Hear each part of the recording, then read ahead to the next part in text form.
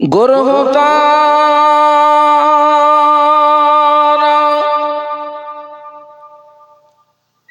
সবে বলে খুশির দিন, চন্দ্র সূর্য গর্ভতারা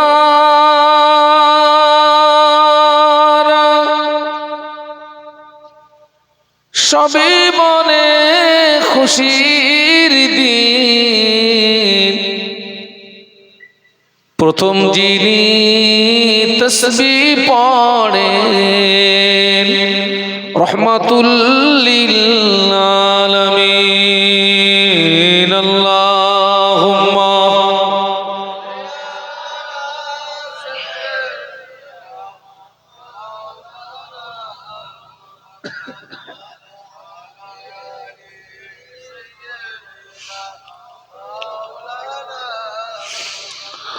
হাসবি রব্বি জাল্লাল্লাহ মাফি কলবি গায়রুল্লাহ। নূর মুহাম্মদ সাল্লাল্লাহ বলো লা ইলাহা ইল্লাল্লাহ। জবান খুলে লা ইলাহা ইল্লাল্লাহ মুহাম্মাদুর রাসূলুল্লাহ। আল্লাহুম্মা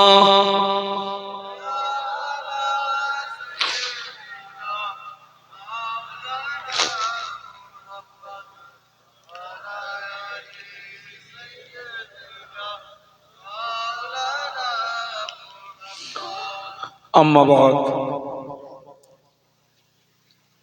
فقد قال الله تعالى في كلامه المجيد والفرقان الحميد بسم الله الرحمن الرحيم يا أيها الذين آمنوا قوا أنفسكم وأهليكم نارا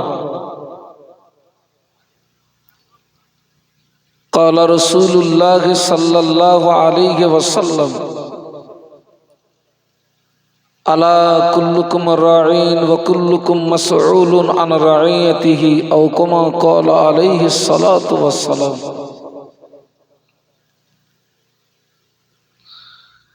সম্মানীয় আপনাদের মসজিদের যোগ্য ইমাম সাহেব, সম্মানীয় উলামা হযরত, বিশেষত আজকের মাহফিলের মূল আকর্ষণ ফুরফুরা শরীফ বেলপাড়া থেকে আগত আমাদের সকলের শ্রদ্ধার পাত্র শ্রদ্ধাভাজন হুজুর কিবলা, সম্মুখে উপবিষ্ট ভদ্র মহোদয়গণ, পর্দার আড়ালে অবস্থিতা আম্মা এবং বোনেরা,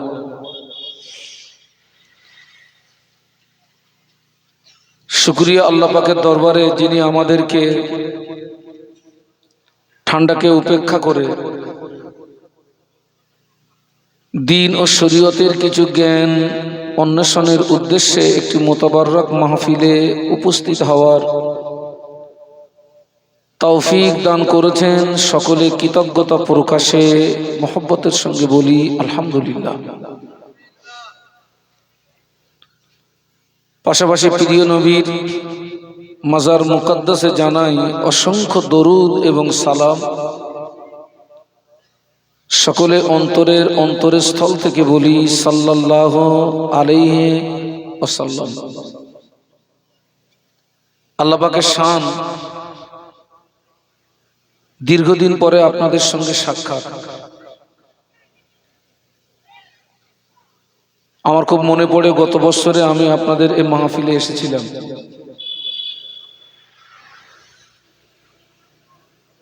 বলতে গেলে দীর্ঘ একটি বছর পরে আপনাদের সঙ্গে সাক্ষাৎ। এই এক বছরের ভিতরে ছেলে গোয়ালিয়াতে আসা না হলেও গ্রামের নামটা আমার কাছে খুব স্মরণীয়। আমি দোয়া করি মহান আল্লাহ যেন আজকের এই মাহফিলকে কবুল করেন এবং মহান আল্লাহ কিয়ামতের কঠিন মুসিবতের সময়ে এই মাহফিল যেন আমাদের প্রত্যেকের জন্য নাজাতের ওসিলা বানিয়ে দেন। একটু অন্তর থেকে বলুন আল্লাহুম্মা আমিন। আমি আপনাদেরকে কিছু কিছু কথা জিজ্ঞাসা করব, আপনারা আমার সঙ্গে কথা বলবেন।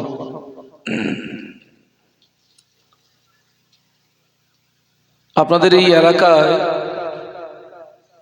আল্লাহ পাকের শান সারা বৎসরে প্রচুর মাহফিল হয়, বিশেষত ভাঙড় এলাকা, কাশীপুর এলাকা,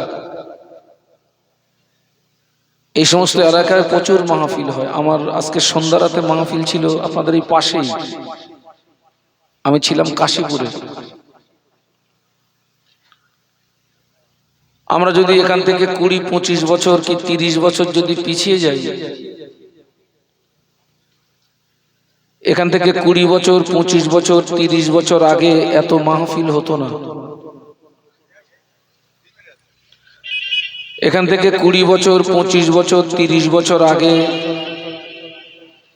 এত বক্তা, এত হুজুরও পাওয়া যেত না।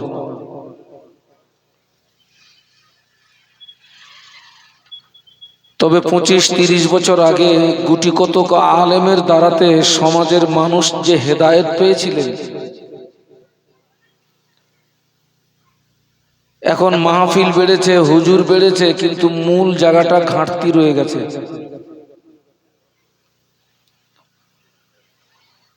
কিন্তু হওয়া তো এটাই উচিত ছিল যে মাহফিল বেড়েছে, হুজুর বেড়েছে, মানে পরিবর্তনের সংখ্যাটাও বলুন। কিন্তু মূল জায়গাটা ঘাটতি, এর কারণ কি?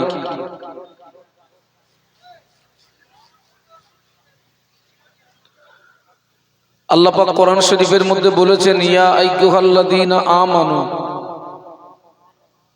হে বিশ্বের ঈমানদার সম্প্রদায়, কু আনফুসাকুম ওয়া আহলিকুম নার,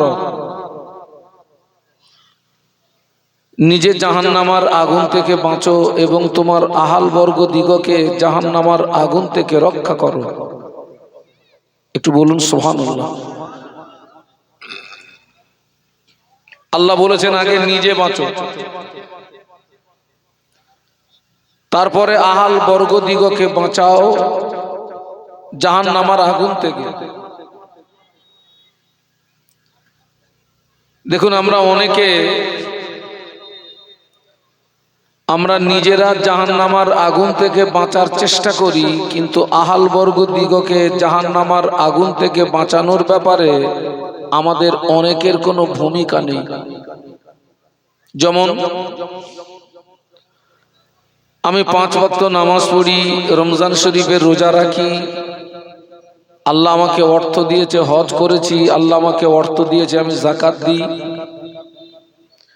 ঠিক তার পাশাপাশি শরীয়ত বিরোধী যত কাজ, আমি তার থেকে জীবন বাঁচানোর চেষ্টা করি। তার মানে আমি নিজেকে নিজে জাহান্নামার আগুন থেকে বাঁচানোর ব্যাপারে সচেতন। কিন্তু আমার স্ত্রী, আমার ছেলে, আমার মেয়ে, তারা নামাজের ধার ধারে না।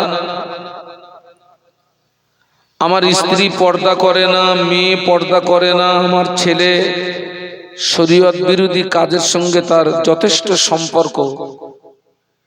আমি আমার ছেলেকে, মেয়েকে, স্ত্রীকে আমি সৎ কাজের আদেশ করি না, তাদেরকে অসৎ কাজের নিষেধটুকুও করি না। এক কথায় আহাল বর্গ সম্পর্কে আমার কোনো মাথার যন্ত্রণা নেই। আপনারা ছেলে গোয়ালিয়ার মানুষ, মানে আপনারা শিক্ষিত মানুষ, বুদ্ধিজীবী মানুষ। আপনাদেরকে জিজ্ঞাসা করছি, আমার মতো ব্যক্তির জন্য জান্নাতে যাওয়াটা সহজ না কঠিন? খুব কঠিন। কারণ কিয়ামতের ময়দানে আমার স্ত্রী সম্পর্কে আমাকে প্রশ্ন করা হবে, ছেলের সম্পর্কে প্রশ্ন করা হবে, মেয়ের সম্পর্কে প্রশ্ন করা হবে। এক কথায় আমার অধীনস্থদের সম্পর্কে আমাকে প্রশ্ন করা হবে। আল্লাহ রসুল বলেছেন, আলা কুল্লুকুম রাঈন ওয়া কুল্লুকুম মাসউলুন আন রাঈয়াতিহি। বিশ্বনবী বললেন, সাবধান হয়ে যাও, তোমরা সকলে এক একজন রাখাল সদৃশ,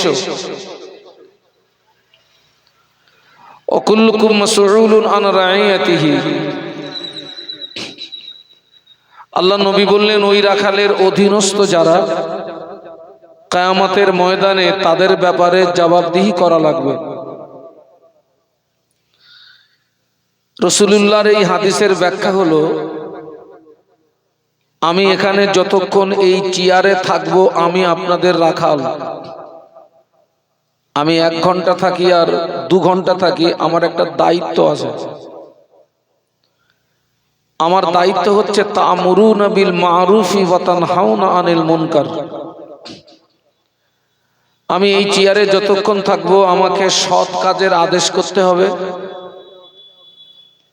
ঠিক তার পাশাপাশি আমাকে অসৎ কাজের নিষেধ করতে হবে। আমি যেমন আপনাদের রাখাল, এই মসজিদের ইমাম যিনি, তিনি হলেন এই মসজিদের মুসল্লি দিগের রাখাল। বাবা, ইমাম সাহেবের দায়িত্ব আছে না নেই? এই গ্রামের মেম্বার যিনি, তিনি হলেন এই গ্রামের জনগণের রাখাল।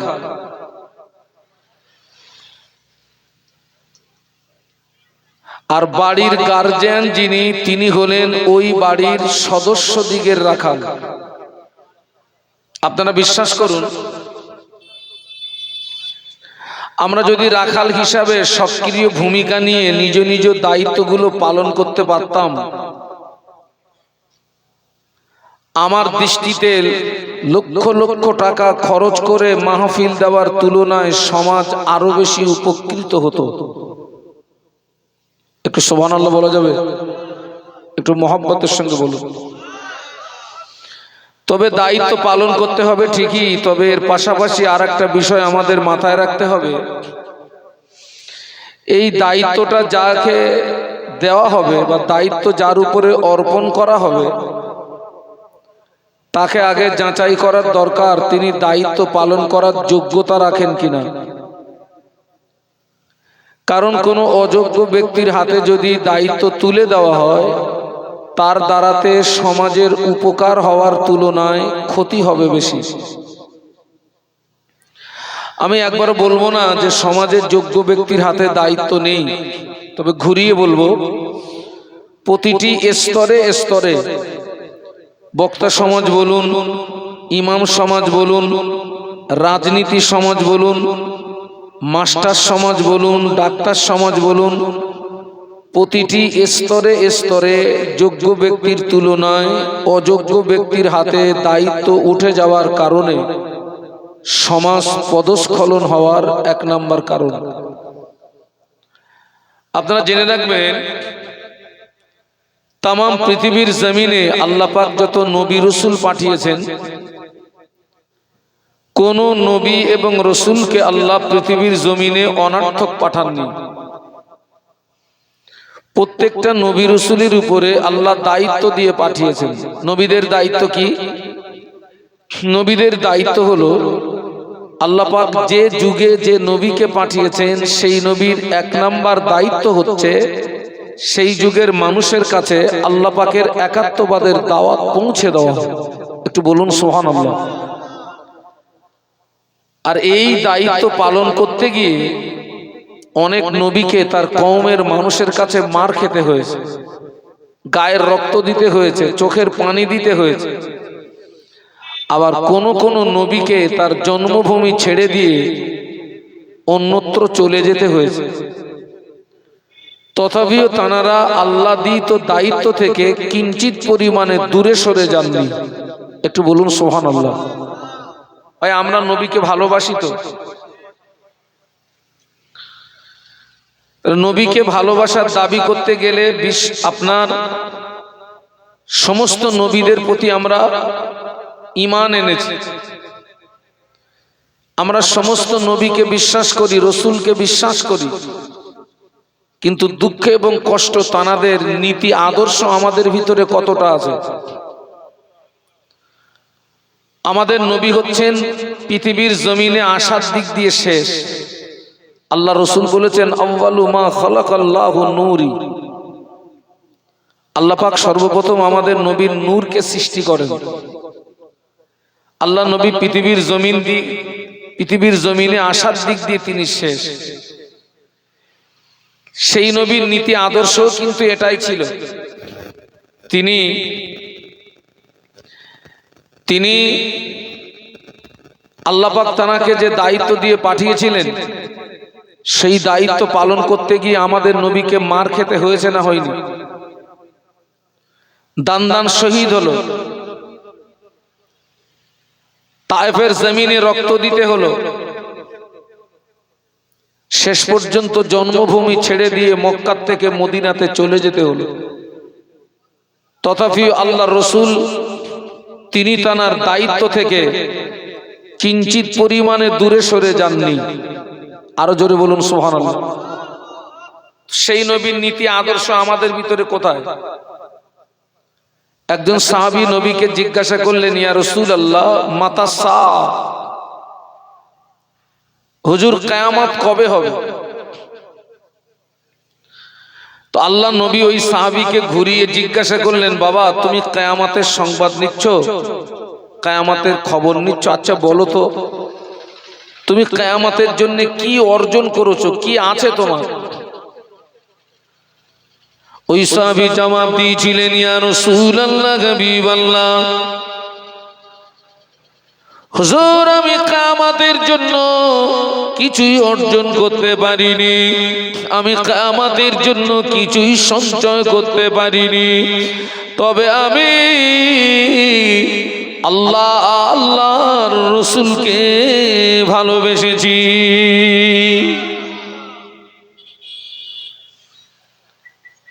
আমি কিয়ামতের জন্য কিছু অর্জন করতে পারিনি, তবে আমি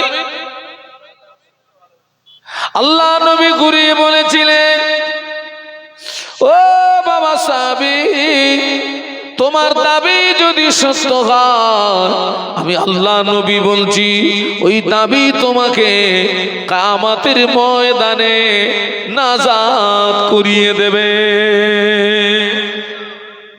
কি যদি সত্য হয়? অজ বুঝতে হবে। আল্লাহ নবী বললেন তোমার দাবি যদি সত্য হয় সাহাবী, কিয়ামতের ময়দানে ওই দাবি তোমাকে নাজাত করিয়ে দেবে। তার মানে আমরা যে নবীর ভালোবাসার দাবি করছি, এই দাবির সত্যতা প্রমাণ করাতে হবে বেটা। আর সেই দাবির সত্যতা প্রমাণ করাতে গেলে নবীর আদর্শ আমাদের ভিতরে থাকার প্রয়োজন আছে না নেই? আল্লাহর কোরআন বলছে লাকাদ কানা লাকুম ফি রাসূলিল্লাহি উসওয়াতুন হাসানাহ, একটু সুবহানাল্লাহ বলুন। কিন্তু সেই নবীর আদর্শ আমাদের ভিতরে কতটা? দেখেন তাম পৃথিবীর জমিনে আল্লাহ যত নবী রাসূল পাঠিয়েছেন, সব নবী রাসূলের দাওয়াত ছিল একটা। সব নবী রাসূলের দাওয়াত কটা বলেছি বলুন তো? সেই দাওয়াতটা কি? সেই দাওয়াতটা হচ্ছে লা ইলাহা ইল্লাল্লাহ। সবাই মিলে বলুন লা ইলাহা। সব নবীর দাওয়াত এক। আল্লাহ নবী ইব্রাহিম খলিলুল্লাহ দাওয়াত দিলেন, কওমের মানুষেরা পড়ে নাও লা ইলাহা ইল্লাল্লাহ। ইব্রাহিম খলিলুল্লাহ মুসা আলাইহিস সালাম দাওয়াত দিলেন, কওমের মানুষেরা পড়ে নাও লা ইলাহা ইল্লাল্লাহ। মুসা কালিমুল্লাহ ঈসা আলাইহিস সালাম দাওয়াত দিলেন, কওমের মানুষেরা পড়ে নাও লা ইলাহা ইল্লাল্লাহ। ঈসা রূহুল্লাহ, মুসা নবী, ঈসা নবী, নূহ নবী, এনারা হলেন এলাকা ভিত্তিক নবী। আমাদের নবী আসার আগে যত নবী রাসূল এসেছেন, সব নবীরা হচ্ছেন এলাকা ভিত্তিক নবী। কি নবী বলেছি?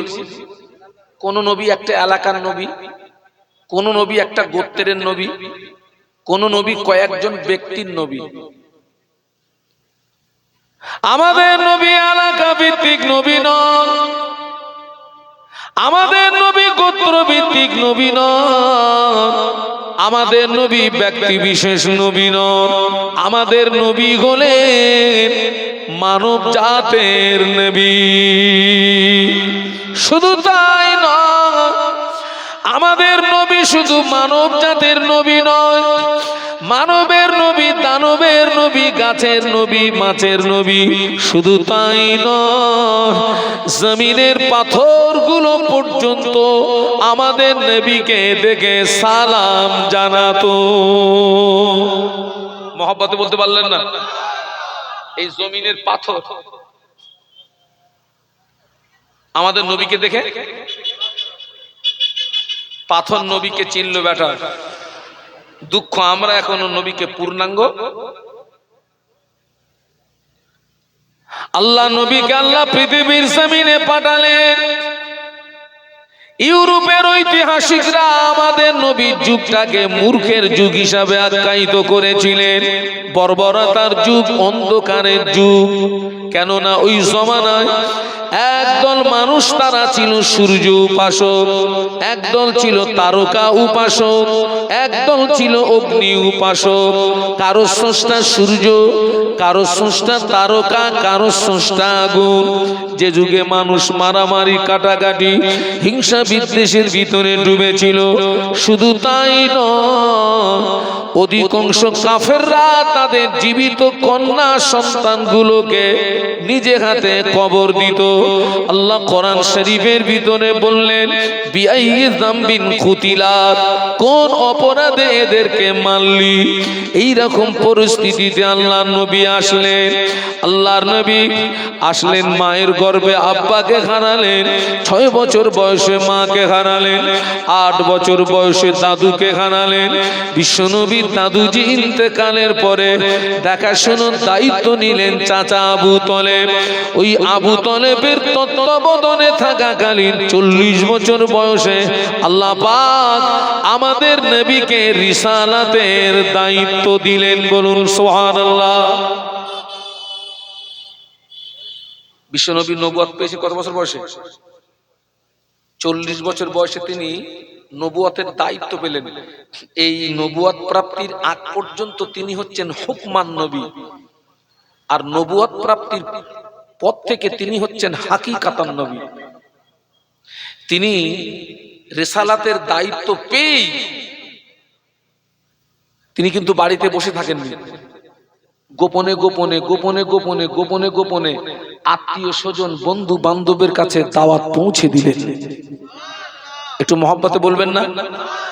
আচ্ছা, ওই জমানায় দাওয়াত পৌঁছানো নবীর জন্য সহজ ছিল না কঠিন ছিল? 3 বছর গোপনে গোপনে। 3 বছর পরে আল্লাহ নবী প্রকাশ্য ময়দানে নামলেন। পড়ে নাও লা ইলাহা ইল্লাল্লাহ মুহাম্মাদুর রাসূলুল্লাহ, আল্লাহ ছাড়া কোনো উপাস্য নাই, আমি মুহাম্মদ আল্লাহর প্রেরিত পয়গম্বর। সুবহানাল্লাহ বলুন। আল্লাহ নবী প্রকাশ্য দাওয়াত দিচ্ছেন, প্রকাশ্য। 3 বছর গোপনে গোপনে। আর তারপর থেকে আল্লাহ নবী বললেন লা ইলাহা ইল্লাল্লাহ, কোন মাবুদ নাই, কোন আইনদাতা নাই, কোন বিধানদাতা নাই, কোন হুকুমদাতা নাই আল্লাহ ছাড়া। আমি মুহাম্মদ আল্লাহর প্রেরিত পয়গম্বর। একটি কথাতে যারা সূর্য উপাসক, তারকা উপাসক, অগ্নি উপাসক, ওদের স্রষ্টাগুলো আছে না, কমপ্লিট হয়ে গেছে। আছে না শেষ? সব শেষ। লা ইলাহা বলুন, এই একটি কথাতে সব শেষ। আল্লাহ রসুল যদি বলতেন আল্লাহু মাহবুদুল মুহাম্মাদুর রসুল, আল্লাহ মাহবুদ, আমি মুহাম্মদ তার রসুল, মক্কাবাসীদের সঙ্গে নবীর কোনো সংঘর্ষ ছিল? ওরা জানতো মুহাম্মদ আমরা একটা করে স্রষ্টা বেছে নিয়েছি, তুমি একটা স্রষ্টা বেছে নিয়েছি, তুমি তোমারটা নিয়ে চলো, আমরা আমাদের নিয়ে না। ও আল্লাহ নবী যখন প্রকাশ্য কলেমার দাওয়াত দিতে লাগলেন, দেখতে পাওয়া যায় কুফারে কুরাইশদের ভিতর থেকে দুজন পাঁচজন করে তারাও প্রকাশ্য আল্লাহ নবীর হাতে হাত দিয়ে ঈমানের কলেমা পড়ে মুসলমান হয়ে যায়। একটু মহব্বতে বলা যাবে না? রাসূল দাওয়াত দিচ্ছেন প্রকাশ্য, আর তারাও প্রকাশ্য। ওই জমানার গুন্ডা বাহিনী ছিল আবু জাহাল, আবু লাহাব, উতবা, সাইবা। প্রত্যেক জমানায় কিন্তু একটা গুন্ডা বাহিনী থাকে, খোকা আছে না? কথা বলে যে আবু জেহেলের ভয়ে, আমার চাদরটা ঠান্ডা লাগতেছে, যে আবু জাহেলের ভয়ে মক্কার মানুষেরা থরথর করে কাঁপতো। তার মানে আল্লাহ পাক আমাদের নবীকে একটি প্রতিষ্ঠিত রাজ ক্ষমতার বিরুদ্ধে আল্লাহ আমাদের নবীকে একা নামিয়েছেন। একটু সুবহানাল্লাহ বলুন। একটা প্রতিষ্ঠিত কি রাজ ক্ষমতা।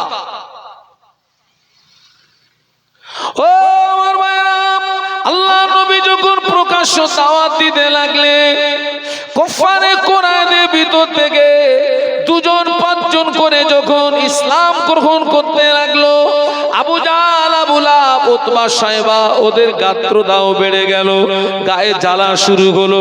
মুহাম্মদ যেভাবে নতুন ধর্ম প্রচার করছে, আমাদের দলীয় মানুষ যেভাবে মুহাম্মাদের দলে আশ্রয় নিচ্ছে, আমরা যদি মুহাম্মাদের কাজের গতি না রুখি, ভবিষ্যতে এমন একটা দিন আসবে আমাদের কোনো অস্তিত্ব থাকবে না।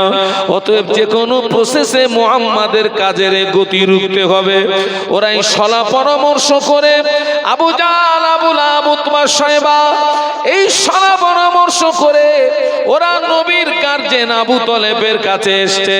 আল্লাহ নবী তখন কলেমা প্রচারে বেরিয়ে পড়েছেন। ওরা এসে আবু তলেবকে বলল, ও আবু তলেব, তোমার ভাইপোকে বলো না, তোমার ভাইপো যদি মক্কার নেতা হতে চায় আমরা তাকে নেতা বানিয়ে দেবো, ধনী হতে চাইলে ধনী বানিয়ে দেবো, সুন্দরী নারী চাইলে নারী দেব, তবে শর্ত হলো কলেমা প্রচারটা যেন না করে। সব দেবো।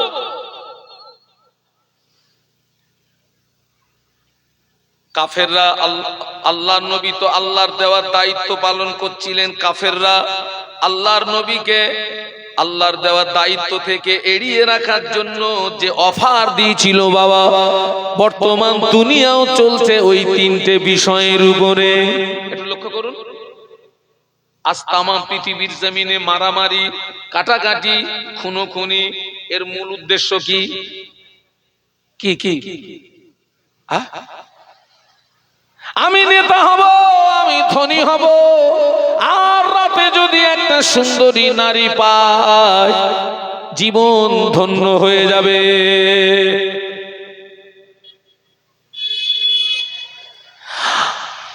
ও আমার ভাইয়া, আবু জাহাল, আবু লাহাব, উতবা, সাইবা নবীর চাচাকে বলল, আবু তলেব, তোমার ভাইপো আমাদের দেওয়া দাবি মেনে নিয়ে কলেমা প্রচার বন্ধ করে তো ভালো, নতুন ধর্ম প্রচার বন্ধ করে তো ভালো, যদি না করে আমরা তোমাকে হুঁশিয়ারি দিচ্ছি, আজকের থেকে তোমার ভাইপোকে আর আশ্রয় দিতে পারবে না। যদি আশ্রয় দাও আমরা তোমার বিরুদ্ধে যুদ্ধ ঘোষণা করব। আবু তলেব এখন উভয় সংকটে। ওরা আবু তলেবকে হুইপ জারি করে বাড়িতে গিয়ে অঙ্ক কষছে। আবু তলেবকে যা বলে এসেছি সিদ্ধান্ত নিতে হবে। ইতিমধ্যে আল্লাহ নবী কলেমা প্রচার করে বাড়ি ফিরলেন। আবু তলেব নবীকে ডেকে নিয়ে একটা নির্জন কক্ষে নিয়ে বললেন, বাবা মুহাম্মদ সাল্লাল্লাহু আলাইহি ওয়াসাল্লাম, তোমার জন্য খুশির সংবাদ। আল্লাহ নবী মনে করলেন কোন কাফের মনে হয় ইসলাম গ্রহণ করেছে। ও ছেলে গোয়ালিয়ার ভাইরা, একটা কাফের যদি ইসলাম গ্রহণ করত, আল্লাহর নবীর বুকটা যেন 50 হাতের মতো লম্বা হয়ে যেত। একটু মহব্বতে বলতে পারলেন না? একটা কাফের ইসলাম গ্রহণ করলে নবীর মনটা আনন্দে ভরে উঠত।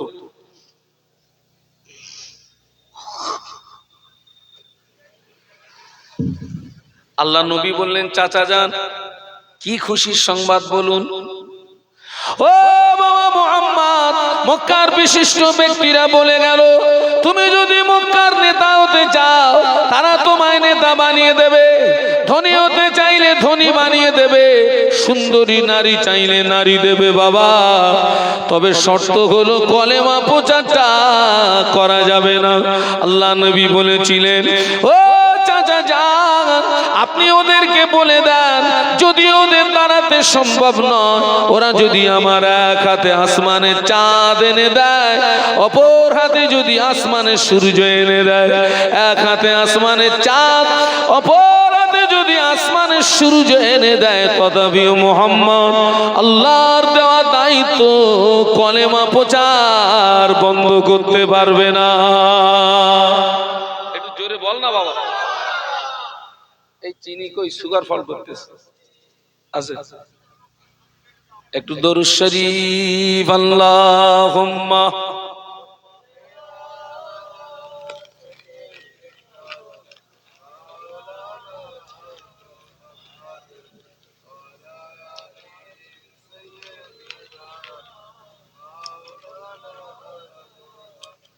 এই খোকা, তোরা সব সিসি করতিস কেন রে?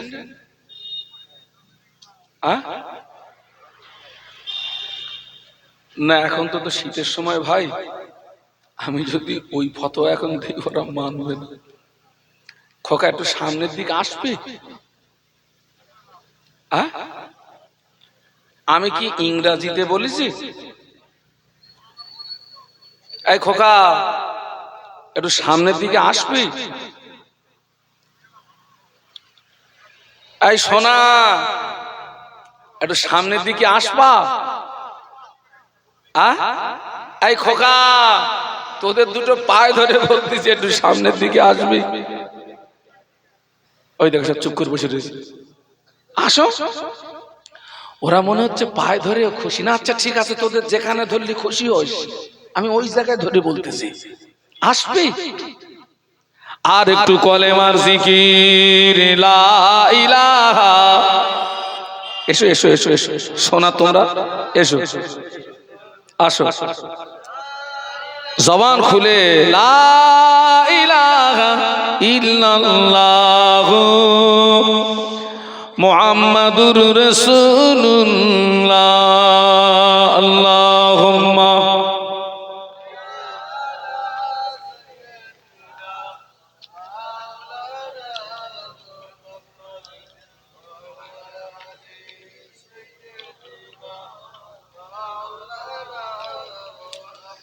কইরে তাকবীর দেন তো, নারায়ে তাকবীর।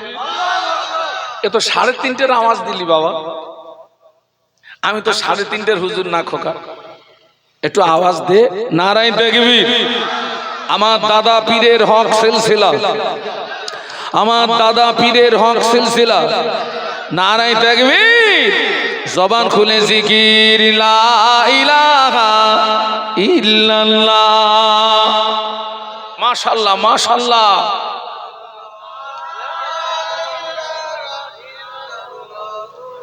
মুহাম্মাদুর রাসূলুল্লাহ। আল্লাহুম্মা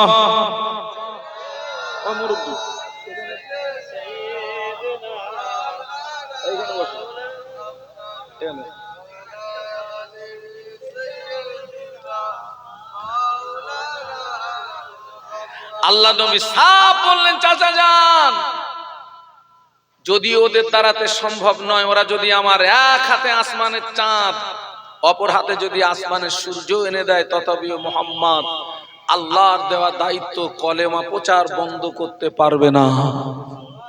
বাড়ি গিয়ে সুবহানাল্লাহ বলবা।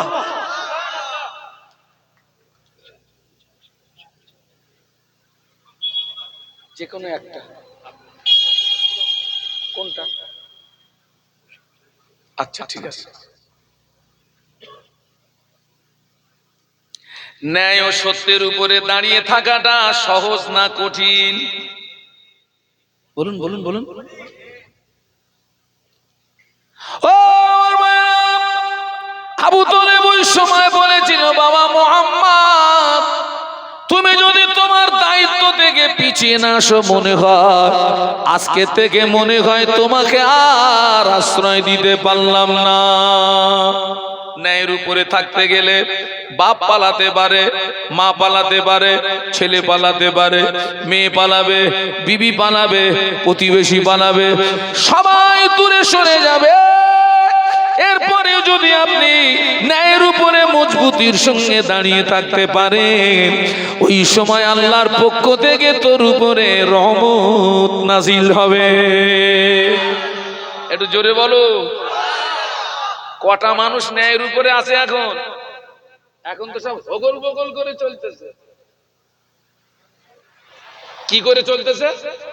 এই খোকা, হগল বগল বুঝিস?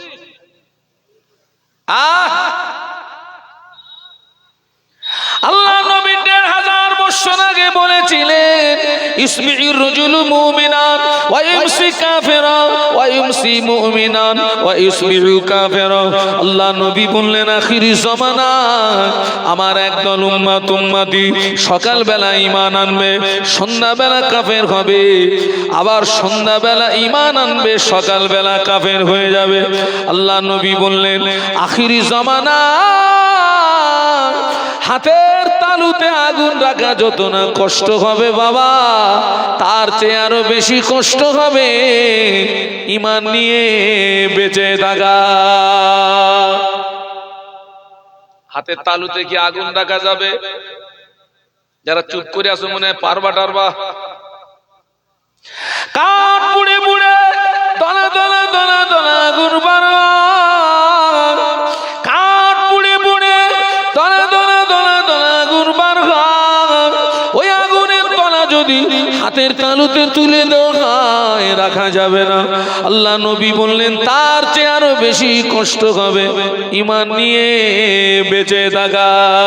ঈমান যদি ঠিক থাকে, নামাজের দাম আছে, রোজার দাম আছে, হজের দাম আছে, দান সাদকাতের দাম আছে। ঈমান যদি ঠিক না থাকে বেটা, তোর আমলের মূল্য নাই। এই এখানে সুবহানাল্লাহ বললো কেরা? এবার মার মার মার। এই সুবহানাল্লাহ বললে কেরা? এই জায়গাটা আমলের মূল্য নেই, সুবহানাল্লাহ মার খেয়ে মরবা।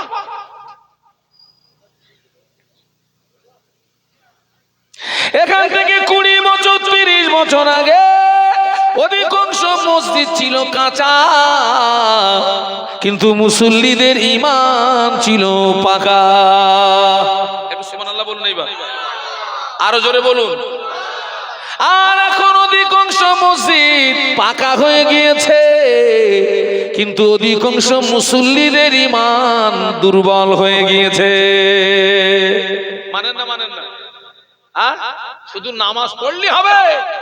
তোর ঈমানটা দেখ ঠিক আছে কিনা। আমার মুজাদ্দিদে জামান যে মসজিদে আল্লাহকে ডেকে ডেকে আল্লাহর ওলি হয়েছিলেন, ওই মসজিদটা পাকা না কাঁচা। ওই মসজিদে কারা কারা গেছেন একটু হাত তোলেন তো। হ্যাঁ, আমাদের ছেলেরা তো ফুরফুরা শরীফে গিয়েও নামাজ পড়ে না। তাই বলেছি, এই দেখ তোদের নামাজ পড়তে হবে না, তোর দুটো পায়ে ধরি, তোর নামাজ পড়তে হবে না। ওই আমার দাদা হুজুরের মসজিদ থেকে একটু ঘুরে আসিস। ওই মাটির মসজিদে তিনি আল্লাহ হাসিল করেছিলেন, 5 হুজুর আল্লাহ হাসিল করেছিলেন। ওই মাটির মসজিদে আল্লাহকে ডেকে মুজাদ্দিদে জামান মুজাদ্দিদিয়াতে লাকাব পেয়েছিলেন। জোরে বলুন, আরো জোরে বলুন। কাঁচা মসজিদে আল্লাহ হাসিল করে ফেললে, আর এখন অধিকাংশ মসজিদে এসি লাগিয়ে আল্লাহ পাওয়া যায় না। এই ঠিক বলছি না ভুল বলছি? অধিকাংশ মসজিদ কি হয়ে গেছে? AC AC AC AC.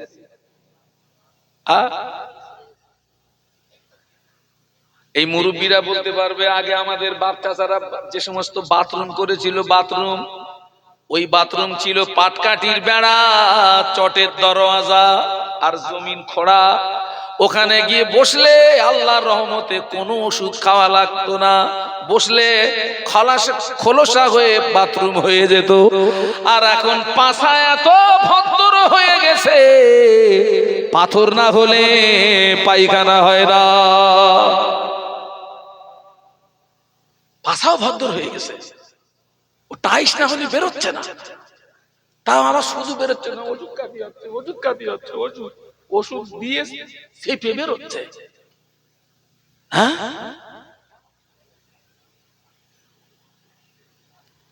আমি একটা মাহফিলে গেলাম বারাসাত এলাকায়। কোথায়?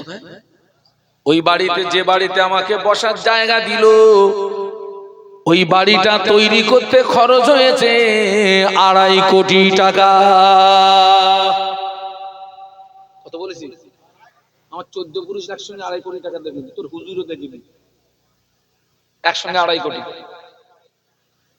3 তলা বাড়ি, ওই 3 তলা বাড়ির মাঝখানে ছোট্ট একটা পার্ক আছে। পার্কে যা যা থাকার দরকার ওগুলো আছে, আর ছোট্ট একটা পুকুর আছে। সেই পুকুরে ওই বাসের টিউতে পাম্প দিয়ে কয়েকটা টিউ ফেলা আছে, আর ওই 3 তলার থেকে সুড়ঙ্গ নামানো আছে এই পুকুরি। কথা শুনতেছেন নাকি? তাই বললাম, ভাই এটা কি? ওনার একটা ছেলে, তো বলতেছে এটা হচ্ছে আমার ছেলে আর বৌমা খেলা করবে, মানে ওই 3 তলার থেকে দুটো সরাত করে নিছি।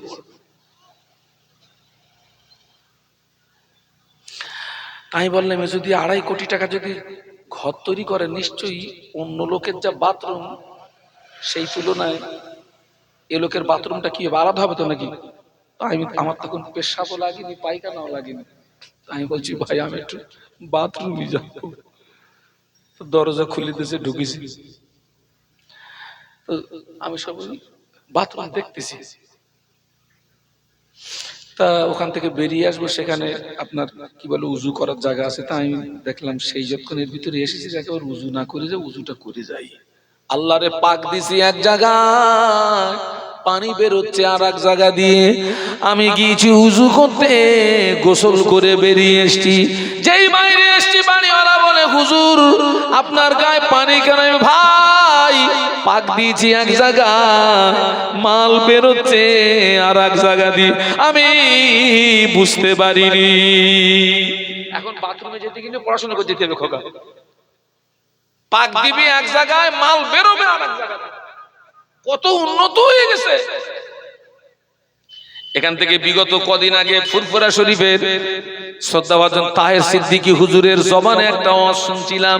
হুজুরের এক বাড়িতে দাওয়াত, ওই বাড়িতে দুটো কুকুর আছে। কুকুর, ওই কুকুর পুষেছে বাবা, কাঁচের ঘরের ভিতরে কুকুর। হুজুর ওয়াজ করতে করতে বললেন, দুটো কুকুরের ঘরের পিছনে যা টাকা লাগিয়েছে, একটা গরিব মানুষের 2 কামরা পাকা বাড়ি হয়ে যাবে। আজ পর্যন্ত কি কেউ শুনেছেন কুকুরের ঘরে এসি লাগানো? কি এসি? কুকুরের ঘরে 1.5 টন ওজনের এসি লাগানো। মানুষ মরে যাবে তাই এই। আর এখন যদি আসমান থেকে কোনো আওয়াজ আসে, যা মরেছে আর কেউ মরবে না। তোরাও কাঁচা মারবি, আমরাও কাঁচা মারবো।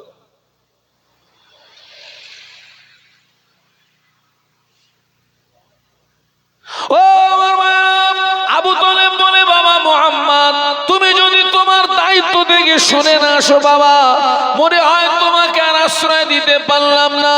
আল্লাহ নবী কেঁদে ফেললেন। ও চাচা যান, মায়ের পেটে থাকাকালীন আব্বাকে হারালাম, 6 বছর বয়সে মাকে হারালাম, 8 বছর বয়সে দাদুকে হারালাম। সেখান থেকে আপনার তত্ত্বাবধানে ছিলাম। চাচা যান, সারাদিন মক্কার মানুষেরা আমায় কত গালি দেয়, সারাদিন মক্কার মানুষেরা আমায় কত দুচ্চাই করে। ও চাচা যান, সারাদিন পরে যখন আমি আপনার কাছে ফিরে আসি, আপনি আমাকে একবার মুহাম্মদ বলে ডাকার সঙ্গে সঙ্গে সারাদিনের কষ্ট নিবারণ হয়ে যায়, সারাদিনের কষ্ট মুছে যায়। ও চাচা যান, আপনি যদি আমাকে আশ্রয় না দেন, জায়গা না দেন, আমি মুহাম্মদ এটি জানবো, পৃথিবীর জমিনে মুহাম্মাদের পাশে দাঁড়ানোর মতো কেউ নাই, পৃথিবীর জমিনে মুহাম্মাদের আহা বলার মতো কেউ নাই, পৃথিবীর জমিনে মুহাম্মাদের চোখের পানি দেখার মতো কেউ নাই। ও চাচা চাচা যান, আপনি আমাকে জায়গা দেবেন কিনা, আপনি আমাকে আশ্রয় দেবেন কিনা, ওটা আপনার ব্যক্তিগত ব্যাপার, তবে আপনি আমাকে আশ্রয় দেন আর না দেন, আমি মুহাম্মদ আল্লাহর দেওয়া দায়িত্ব কলেমা প্রচার বন্ধ করতে পারবো না। আরো জোরে বলো। এতদিন জানতাম কেউ থাকার না থাকা আমার চাচা ছিল, আজকের থেকে জানবো আমার কেউ নেই। আল্লাহ নবী যেই কথাটি বলেছেন আবু তালেব কেঁদে ফেলেছেন। সুবহানাল্লাহ বলো। ভাইপো ভাইপো আবু তালেব কাঁদতে কাঁদতে বলেছিলেন, ও বাবা মুহাম্মদ, কষ্ট নিও না বাবা, দুঃখ নিও না বাবা, রোনাজারি করো না বাবা, যাও, আমি তোমায় হুকুম দিয়ে দিলাম, যেথায় তোমার ইচ্ছা সেটাই তুমি কলেমা প্রচার করো, যেটাই তোমার ইচ্ছা সেটাই তুমি কলেমা দাওয়াত দাও। আবু তালেব যতদিন পৃথিবীর জমিনে জীবিত আছে দেখে নিতে চায় মক্কার কোন শক্তি মুহাম্মদকে ক্ষতি করতে পারে। ওই দিনে বিশ্বনবী কান্না ভরা চোখে হেসে ফেলেছিলেন। একটু জোরে বলবিনি বাবা, একটু মহব্বতে বলবিনি। খোলা অর্ডার, খোলা অর্ডার। আচ্ছা আপনারা বলুন তো, আল্লাহর নবী মক্কাবাসীদের উপকার করছিলেন না ক্ষতি করছিলেন? ওরা তো জাহান্নামের ভিতরে পড়ে হাবুডুবু খাচ্ছিল। আল্লাহর নবী ওদেরকে জাহান্নামের ভিতর থেকে হাত ধরে টেনে তুলে জান্নাতের রাস্তা দেখাচ্ছিলেন। এই অপরাধে নবীকে 13 বছর মার খেতে হলো। কত? আল্লাহর নবীর শরীরে সবচেয়ে বেশি রক্ত ঝরেছিল কোথায়? তায়েফ। আল্লাহ আমাকে নিয়ে গেলেন, আল্লাহ আমাকে তায়েফে নিয়ে গেলেন। চোখের পানি রাখা যায় না বেটা, সবচেয়ে নবীর শরীর রক্ত বেশি ঝরেছিল তায়েফের মাটিতে। আল্লাহ নবীর দান দান শহীদ হলো। শেষ পর্যন্ত তিনি জন্মভূমি ছেড়ে দিয়ে কাঁদতে কাঁদতে কোথায়? মদিনা। আল্লাহ নবী যেদিন হিজরত করছিলেন, আল্লাহ নবী কাবার দিকে ফিরে কাঁদছিলেন আর বলছিলেন, ওরে কাবা, ও কাবা, তোর দুষ্টু সন্তানরা আমায় থাকতে দিল না, আমি মদিনায় চলে যাচ্ছি, তবে কাবা তোকে বলে যাচ্ছি, আল্লাহ রাজি থাকলে আবার একদিন আমি তোর কাছে ফিরে আসব। আল্লাহ এনেছে না আনেনি? আল্লাহ এনেছিলেন না আনেননি? এই ইসলাম। আজকে আমরা কি করছি ভাই? এত মাহফিল হচ্ছে ভাই, আমি তো ওয়াজ করতে করতে আমি তো বুড়ো হয়ে গেছি। আমার নাম এখন তো বুড়োর খাতায় উঠে গেছে আমার নাম। এই দেখ না, সব সব আস্তে আস্তে কি হয়ে যাচ্ছে? সাদা হয়ে যাচ্ছে সব। এত মাহফিল হচ্ছে, এখনো পর্যন্ত দাঁড়িয়ে পেশাব করা বন্ধ করতে পারলাম না। এই মুসলমানের ছেলেরা আজও দাঁড়িয়ে পেশাব করে না, করে না? কথা বলো। অনেক মুসলমান আছে সারা বছরে দুদিনের বেশি নামাজ পড়ে না।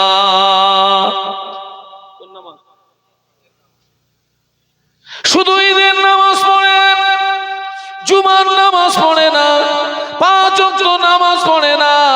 অনেক মুসলমান আছে দাঁড়িয়ে দাঁড়িয়ে দাঁড়িয়ে দাঁড়িয়ে পেশাব করে, ভদ্রলোক পেশাব করে পানি নেয় না। মেয়েদের ঈদের নামাজ নাই, মেয়েদের জুমার নামাজ নাই। সমাজের অনেক নারীরা সারা বছরে আল্লাহর জমিনে একটা সেজদা দেয় না। অনেক নারীরা পেশাব করে পানি নেয় না। ওরা যদি বিনা তওবায় মারা যায়, কিয়ামত পর্যন্ত তোদের কবরে আগুন বন্ধ হবে না। আল্লাহ হেদায়েত দান। বলুন আমিন, বলুন আমিন। ও ছেলেরা, মরবো না মরবো না? কবরের আযাব সবচেয়ে বেশি হয় পেশাব থেকে না বাঁচার কারণে। আপনাদেরকে বলে যাচ্ছি, ইস্তেঞ্জা করবেন, সাবধানে করবেন। আর বিশেষ করে অন্ধকারে পেশাব করবেন না, কারণ অন্ধকারে পেশাব করলে ওই পেশাবের ছিটে গায়ে লাগছে কিনা এটা দেখা যায় না। সমতল জায়গায় পেশাব করবেন না, কারণ সমতল জায়গায় পেশাব করলে ওই পেশাবের ছিটে গায়ে লাগার ভয় থাকে। আর যেখানে জমিন একটু খরা আছে ওরকম জায়গায় পেশাব করলে লাগবে না। তাই নবী সাহাবীরা পেশাব থেকে বাঁচার জন্য অনেক সাহাবী কাঠি নিয়ে ঘুরতেন। পেশাব লাগলে কাঠির মাথা দিয়ে জমিনটা খুঁড়ে নিতেন, ওখানে পেশাব ফেলতেন। আবার কোন সাহাবী বোতলের ভিতরে পেশাব করতেন যাতে পেশাবের ছিটে গায়ে না লাগে। যারা দাঁড়িয়ে পেশাব করে কিছু পেশাব লাগে পায়, কিছু পেশাব লাগে গায়, কিছু পেশাব লাগে হাতে। অনেক সময় দেখা যায় জন্তু নিজের পেশাব নিজে খায়, তার মানে ওই হাত অজান্তেই জন্তুর গালে চলে যায়। বাস্তব বলছি না বাস্তব বলছি? আল্লাহর কোরআন বলছে ইন্নাল্লাহা ইউহিব্বুত তাওয়াবিনা ওয়া ইউহিব্বুল মুতাতাহিরিন। আল্লাহ পাক তওবাকারীকে বড় ভালোবাসেন, পবিত্রতা অর্জনকারীকে আল্লাহ পাক বড় ভালোবাসেন। একটু মহব্বতে বলা যাবে? আরো জোরে বলুন, আরো মহব্বতে বলুন। ও যুবকেরা, এই দ্বীনে ইসলাম আল্লাহ নবী কত কষ্ট করে চোখের পানি দিয়ে আল্লাহ নবী প্রতিষ্ঠিত করে গেলেন। দ্বীনের স্তম্ভ হলো 5টি। কটা? 1 নাম্বার হলো কলেমা, 2 নাম্বার হলো নামাজ। কলেমার পরেই হচ্ছে নামাজ। আজকের এখনো অনেক মুসলমান আছি আমরা মসজিদের সঙ্গে সম্পর্ক তৈরি করতে পারিনি, নামাজের সঙ্গে সম্পর্ক তৈরি করতে পারিনি। এই জওয়ান, এই যুবক, পৃথিবীর জমিনে অনেক পার্টি আছে, ওই পার্টির সঙ্গে তুই সম্পর্ক তৈরি করবি। ওই পার্টি তোকে মদের থেকে পৌঁছে দেবে, ওই পার্টি তোকে নারীর থেকে পৌঁছে দেবে। মসজিদের সঙ্গে সম্পর্ক তৈরি করবি, নামাজের পার্টির সঙ্গে সম্পর্ক তৈরি করবি, ওই নামাজের পার্টি তোকে আল্লাহর জান্নাতে দুয়ারে পৌঁছে দেবে। আরো জোরে বলো সুবহানাল্লাহ। আল্লাহ নবী বললেন মান বানা লিল্লাহি মসজিদান বানা আল্লাহু লাহু বাইতান ফিল জান্নাহ। আল্লাহ নবী বললেন যে ব্যক্তি আল্লাহর ঘর মসজিদ বানালো, আল্লাহ পাক তার জন্য জান্নাতে একটা স্পেশাল ঘরের ব্যবস্থা করে দেবে। একটু জোরে বলুন সুবহানাল্লাহ। আমি মোহাম্মদ শাহানুর আলম কয়েক মিনিটের জন্য একটু হাত পাতবো। আল্লাহ নবী তাবুকের যুদ্ধে দ্বীন ইসলামকে প্রতিষ্ঠিত করার জন্য হাত পেতেছিলেন। সাহাবীদের বলেছিলেন, ও আমার সাহাবীরা, আমি আল্লাহ নবী দ্বীন ইসলামকে প্রতিষ্ঠিত করার জন্য তোমাদের কাছে সাহায্য চাচ্ছি, সহযোগিতা চাচ্ছি, তোমরা আমাকে সাহায্য করো, সহযোগিতা করো।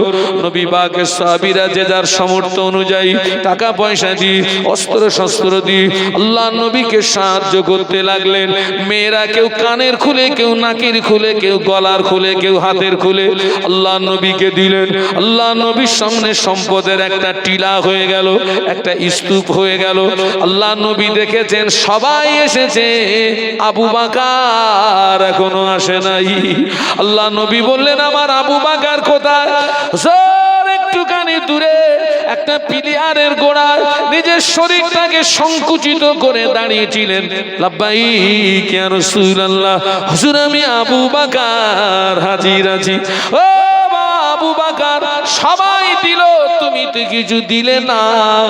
হুজুরের হাতে ছোট্ট একটি থলি, 2 চোখ ভরা পানি, ছোট্ট একটি থলি, 2 চোখ ভরা পানি। কাঁদতে কাঁদতে আল্লাহ নবী নিকটস্থ হয়ে আল্লাহ নবীকে থলিটা দিলেন। আল্লাহ নবী থলিটা খুলে দেখে কয়েক দিরহাম পাওয়া গেল, কিছু জব পাওয়া গেল। অন্য সাহাবীরা যা দিয়েছেন, আবু বকর হুজুরের দানটা বড় নগণ্য দান। অথচ আল্লাহ নবী বলেছিলেন, ও সাহাবীরা, ও আমার সাহাবায়ে কেরামেরা, তোমরা সবাই মিলে আমাকে যা দিয়েছো, তোমাদের সকল আছে আবু বকরের দানটা আল্লাহ পাকের দরবারে বেশি পছন্দনীয় হয়ে গিয়েছে। যে সাহাবীরা বেশি দিয়েছিলেন স্বাভাবিক তাদের মনে প্রশ্ন জাগবে।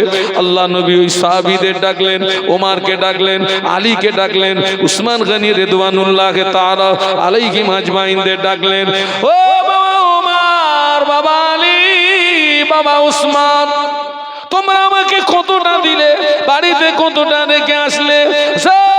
আপনাকে অর্ধেকটা দিয়েছি, বিবি মাল বাচ্চার জন্য অর্ধেকটা বাড়িতে রেখে এসেছি। আল্লাহ নবী আবু বকরকে ডাকলেন, ও বাবা আবু বকর, তুমি আমাকে কতটা দিলে বাবা? বিবি মাল বাচ্চার জন্য কতটা রেখে আসলে বাবা? হুজুর কান্না ভরা চোখে বলেছিলেন, ইয়া রাসূলুল্লাহ, হুজুর আমি আবু বকর, আমার বাড়িতে সম্পদ হিসাবে যা কিছু ছিল আপনার কদমে বিলিয়ে দিয়েছি। বাড়িতে আমার আল্লাহ আল্লাহ রসুলকে রেখে এসেছি। আরো জোরে বলো সুবহানাল্লাহ। এই মসজিদে